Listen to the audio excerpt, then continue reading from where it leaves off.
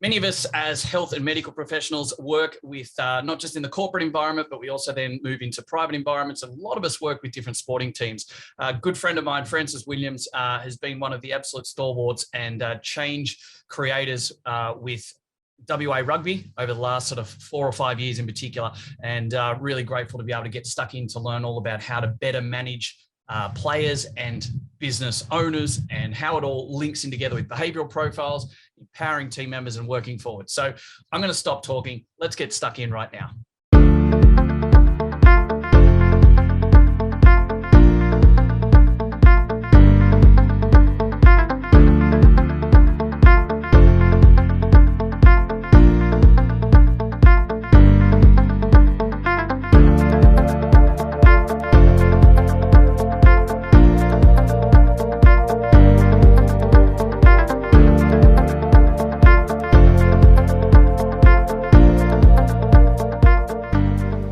Welcome to another podcast here with a good friend of mine, Francis Williams. Mate, first of all, huge amounts of gratitude from me to you for jumping on board and imparting some of your knowledge in that, mate. We really do appreciate your time, and we got such great feedback after the first podcast. I really wanted to be able to jump back in and get you on again. So thank you.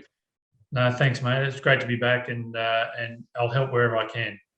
Cheers, mate. Cheers. So what I wanted to be able to dive into, if we can, is I want to sort of talk, first of all, about the way in which, your role in WA Rugby, like obviously you do a lot of work with player management, you work a lot with behavioural styles, different personalities. And obviously, I think there's a lot to be learned of how you guys identify that, how you look and manage in that environment, the same way as, we do in the corporate world, which is sort of also where you are as well. And I'd love to be able to pick that apart a little bit first to start with, if that's okay. Sure, absolutely. So, mate, what's it like working inside with, amateur athletes, professional athletes, etc.? Is there particular things that you look for? How do you, maybe give us some examples of what you do with some of the players and some of the things that work in some respects and some things that don't? I mean, it's a tough question to lead out with, but I think there's going to be some gold that comes out. Yeah, well, hopefully I can provide that gold. Hopefully it's Wallaby gold, mate. But look, to be honest, you get a lot of players where some are a quick burn and they're just this raw talent, and you can work. Everything you do with them works. Yeah, okay. And then there's the slow burn guys that don't really mature, guys and girls that don't really mature as a player until later teens, early 20s. So you have to be able to cater for all of them, and then you just have your out and out footy player, and they're the ones you want, to be honest, because they're the easiest ones to work with, because they'll eat up everything that you give them, and nothing you can say is wrong. And but the reality is that we can't judge ourselves on the easy ones. We also have to be able to bring through the players that we know have that talent deep down, and we just got to bring it out. And I think that we touched on in the lead up about Wayne Bennett and how he covers off talking to athletes in different ways and how they cope differently.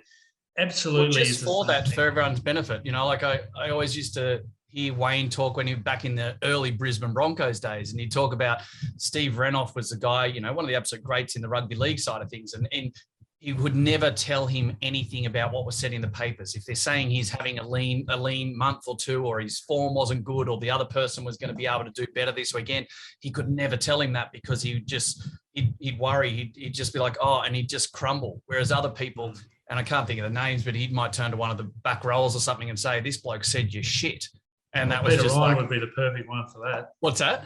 Peter Ryan would have been perfect for that. He would have potentially, and all of a sudden it was just like, just ripping and tearing to get out there and to show that person, who's boss and what's right and wrong and that type of stuff. And so it's an interesting way of dealing with it, right? No, absolutely. And look, that's not just professional players. That's your young players coming through. There's some players that I know that were given all the talent and the body shape, everything that they need to succeed, and just threw it away. But it was just because it didn't interest them anymore. or those sorts of things. So you have to be able to find a way to nurture that talent through, keep it focused on there. And look, at the end of the day, the athlete makes a decision on whether they want this as a career, because it's short-lived. As we, it's a short-lived time frame. You're only one injury away from having to become a labourer, or hopefully you've gone to university and been able to do that. But I mean, getting a trade actually pays more than a university degree at the moment. So doesn't it? What plumbers and electricians and look, the amount of apprentices that we have playing at the club now, it's crazy. But well, it's interesting. So in the business side of things, we sort of tend to have pathways for each of our team members. Like you'll have a new grad will join the business, and we'll have a set pathway. We'll have continuing professional development internally and also externally. And we really, there's been a really big focus for the last few years in particular on growing soft skills with health and medical professionals to better acclimatize them to our environment. And I would assume that you guys are doing the same thing. Like, do you actually specifically sit down with each player and set out an actual pathway and journey in that respect, or do you sort of more do it as smaller groups? Or I'm just interested to see the relationship there. No, absolutely. We do both. And to be honest, when you're filling the funnel, it's groups. So you're talking 14-year-olds upwards until they get to a point where that talent really starts to shine and to show. And that's when essentially you're handpicking players to go into an academy. And I touched on the last one about, a 78% success rate from an academy that was set up by a guy called Steve Anderson. Yeah, you guys did a great job with that. That was, phenomenal numbers. And look, great numbers, best numbers in Australia, but it's just a different approach. All right. So it becomes tailored for the athletes. Right. Okay. So that was the key, you believe? Yeah, I think so. It's like sending a swimmer to the Institute of Sport. And for those that don't know, Francis and I have had a long history in, all the stuff to New South Wales and Australian swimming and that type of stuff. So absolutely. That's why all of a sudden someone might be like, "Why is he talking about swimming?" So should have given context there, but that's okay.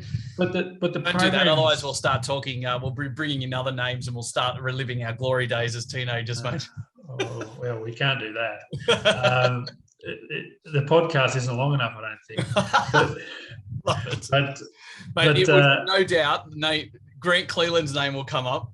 I was trying not to mention that. Metros or something, or states or whatever will come up as a bit of banter, which always does. But anyway. Absolutely. I'm sure he'll be listening.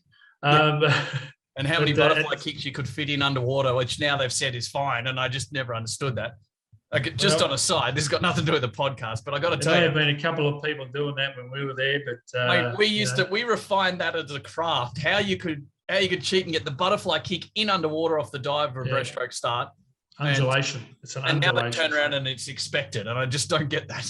Yeah. Anyway. Look, pioneers and trailblazers. Oh, mate, we were change innovators and all those type of things, mate. Let's go with that. Yeah. Yeah. So look, the reason I touched on the AIS is each of those programs are individualised to bring out the best in the athlete, and that's exactly the approach that our academy takes, where you've got positional, you'll have positional programming, you'll have skill sets. They all need skills. That's one of the biggest things that have killed the Wallabies against the All Blacks, is that the All Blacks prop can pass as good or, as your backline.